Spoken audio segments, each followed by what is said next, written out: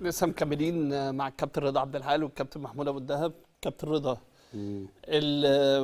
الاداء اتغير للنادي الاهلي في الشوط الثاني،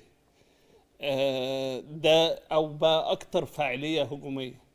ده علشان طبعا التغييرات اللي اتعملت، ولا علشان كمان الفريق اللي قدامك بدنيا خلاص، يعني لا فنيا ولا بدنيا، فبالتالي وقع، فالمسألة بقت أكتر سهولة، وزادت السهولة مع التغييرات الهجومية. ما انا بقول لك لو التغييرات من بدري كنت شفت كوره احسن من كده واهداف اكتر من كده.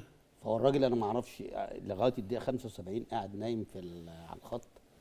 فكان لازم يحصل ده. انت شايف فرقه مسلمه كل اوراقها، ما فيش منها اي خطوره، ما فيش منها ان انت مثلا تقول ده ممكن يرجعوا للماتش في اي وقت. امال انت مدير فني ازاي وقاعد قاري ازاي وكاشف الملعب ازاي؟